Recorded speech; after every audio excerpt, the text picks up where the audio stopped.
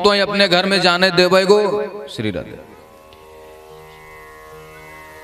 पुतना मौसी बोलती हैं कि भैया मैं सुंदर सा रूप बना लूंगी और जाकर के तुम्हारे शत्रु को, भाई अब हाल में लाला भयो है, 1 महीने के अंदर जितने लाला हैं, जितने छोटे बच्चे हैं, समन को मार दूंगी। भाई बीच में तुम्हारे शत्रु होवेगो, वो भी मर जावेगो। बोले हाँ बहनी अच्छी बात है, ये तुम्हारा विचार सही। इधर से उधर मीटिंग बैठ रही है और इधर नंद बाबा कर देने के लिए मथुरा जा रहे हैं। अहो देवकी पुत्रा, राजा है मथुरा का तो उसको कर तो देना ही पड़ेगा। अहो ते देवकी पुत्रा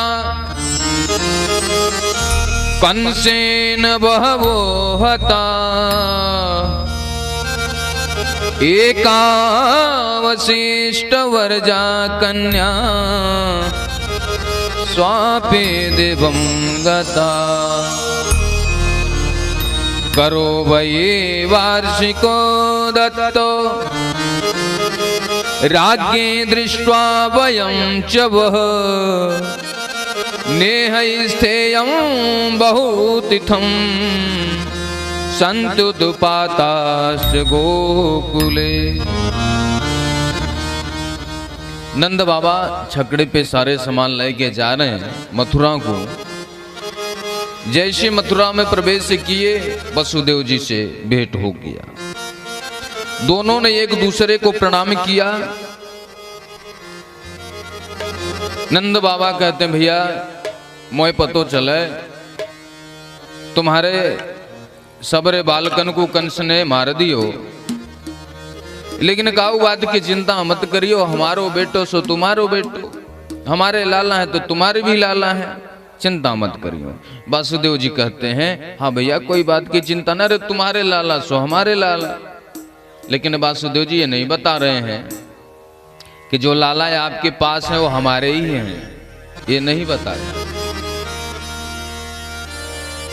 तो इशारों में कह रहे हैं कि प्रभु नेह स्थेयम बहुतिथम सन्तुत्पाताश्च गोकुले,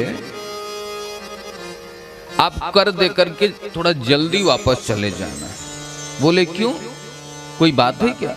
अरे नहीं कौन सी ऐसी कोई बात नहीं, आपके घर लाला भयो है ना। अरे मैं खुशी मनानी, लोग बाग आ जा रहेंगे तो इनको स्वागत भी करना है, तो नहीं जल्दी चले जाइए। बोले हाँ ये बात है। नेह प्रेम वसुदेव जी का अपने पुत्रों के प्रति है, इसलिए कहते हैं कि आप थोड़े जल्दी चले जाना, क्योंकि बालक किनके हैं तो चिंता तो इनको ज्यादा है। एक दूसरे को प्रणाम किए, विदाई हुआ। नंद बाबा गए, कर दिए। वापस जब तक आते तब तक पूतना मौसी आए गई, सुंदर सा लक्ष्मी जैसा रूप बना करके दरवाजे पे आई। अरे ओ नदरानी बहन, हाँ जी बताओ। अरे बहन तू इतने देर में आई, इतने दिनन के बाद आई, लाला तो अरे खुशी मनाने के लिए तो और पहले आने चाहिए, सबरे ब्रजवासी आए गए, तू कहां को रह गई, जान न पहचान। लेकिन उनका भाव था, श्रद्धा था, जो आए उसको सम्मान देती थी।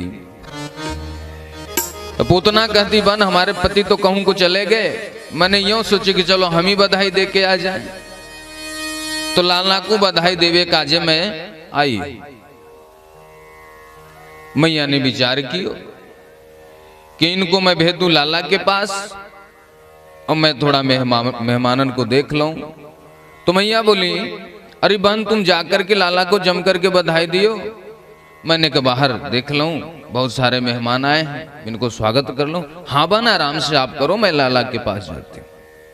पूतना मौसी गोविंद के पास है, पलने में कन्हैया झूल रहे हैं।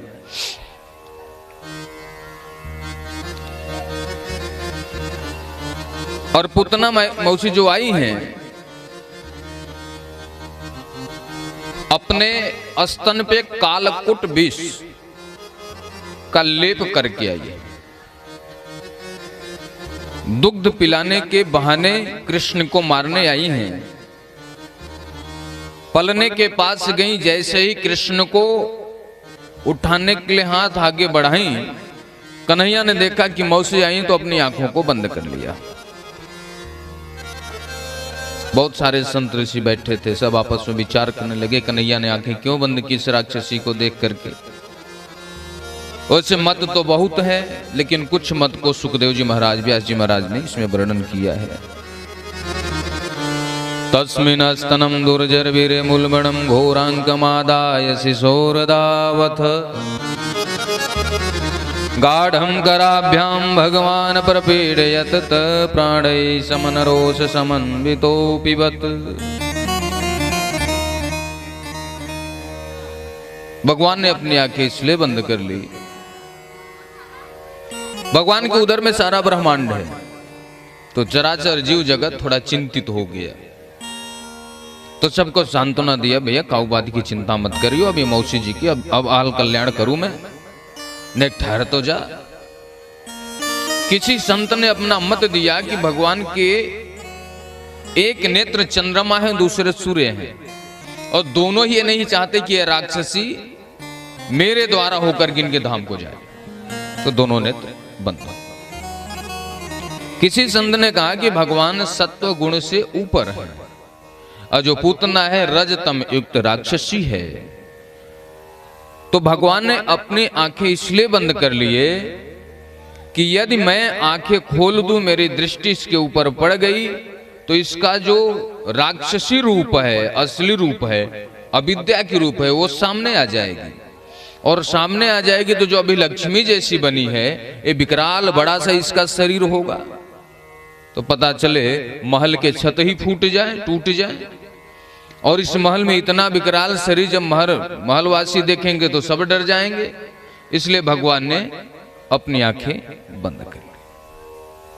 पूतना विद्या के रूप है। किसी संत ने अपना विचार दिया कि भगवान ने अपनी आंखें इसलिए बंद कर ली कि बोले जब रामा अवतार में आया तो पहले माता जी आ गई थी, ताड़का, सबसे पहले उनसे भेंट हो गया था।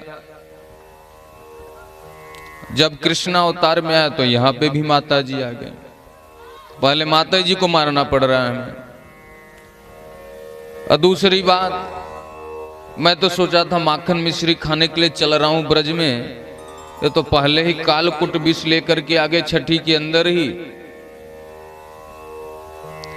तो आंख बंद करके भगवान भोलेनाथ का ध्यान किए कि प्रभु आपको भांग धतूरा खाने की बहुत आदत है, तो ऐसा करो कि आप आकर के विष पान कर लो और मैं दुग्ध पान कर लो, तुम्हारी भी व्यवस्था हमारी भी व्यवस्था। किसी संत ने मत दिया कि भगवान ने अपने आंखें इसलिए बंद कर लिए, उन्होंने विचार किया कि ये है कौन। उसको देखने लगे कि वाकई ये राक्षसी है या कोई और है। तो पता चला पूर्व जन्म में राजा बलि की कन्या रत्नमाला ही पूतना है। जब भगवान वामन रूप में गए थे, इतना सुंदर बालक देख करके रत्नमाला विचार करते हैं कि काश यदि मेरा ऐसा बेटा होता तो मैं इसको दुग्धपान कराता। भगवान समझ गए आपकी इच्छा पूरी हो। लेकिन जब विराट रूप धारण किए तो वही रत्नमाला कहती है इतना कपटी बालक है, अरे क्षण भर में इतना बड़ा हो गया, सब लूटने आए, मेरा बस चलता तो इसको जहर दे के मार डालते। भगवान ने कहा ये भी इच्छा पूरी होगी। तो ये कहीं साथ दुग्धपान भी कराने आ रही है और एक ही साथ विषपान भी कराने आ रहे हैं, क्योंकि उसकी इच्छा थी तो भगवान उसको पूरा कर रहे हैं। भगवान ने उसके पूर्व जन्म को याद किया कि है कौन। किसी संत ने अपना मत दिया कि भगवान ने अपने नेत्र इसलिए बंद कर लिए कि भगवान ने देखा कि साकेत धाम में गद्दी खाली है कि नहीं।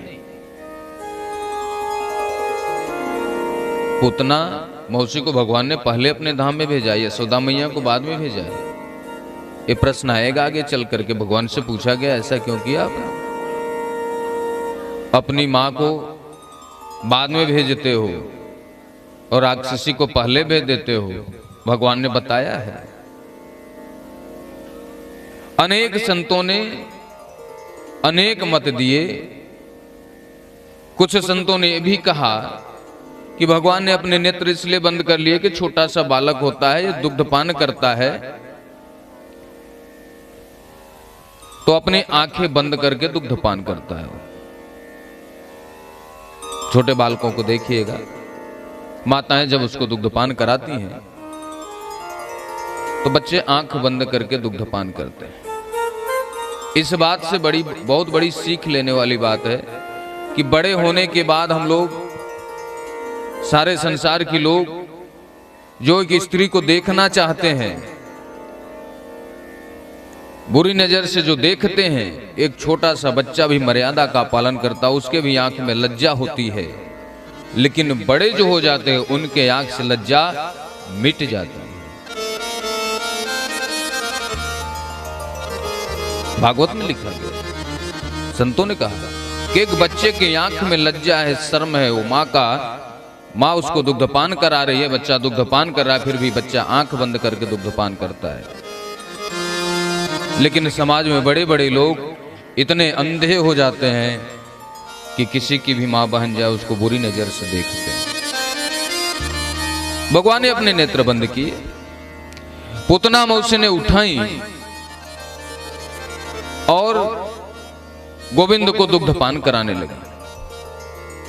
गोविंद ने दुग्धपान करते करते उनके प्राण को भी गाढ़म कराभ्याम भगवन प्रपीड्य तत् प्राणई, उनके प्राण को भी खींचने लगे। उसको लगा कि मेरे शरीर की शक्ति कमजोर हो रही है, तो सा मुंच मुंचाल मिति प्रभाषणी निष्पीड्यमाना अखिल जीव विमर्मणि, चिल्लाने लगी, ब्रवित्त नेत्रे चरणौ भुजौ मोह प्रभिन्न गात्रा क्षिपत रोध, हाथ पैर पटकने लगी, चिल्लाने लगी, अरे लाला छोड़ दे, अरे बेटा छोड़ दे, मुझे क्यों मारना चाहता। कन्हैया कहते, मौसी जिसको एक बार पकड़ता हूं उसका कल्याण करके ही मैं छोड़ता हूं। किसी ने कहा कि पूतना ने आकाश मंडल में गोविंद को लेकर के गई, ऐसा नहीं है। कन्हैया ने विचार किया यदि पूतना मौसी इस घर में मरती तो हमारा पूरा बाबा का महल का सत्यानाश हो जाएगा। इसलिए कन्हैया ही उसको आकाश मंडल में ले गए, क्योंकि जैसे ही दुग्धपान कराए उसी समय तो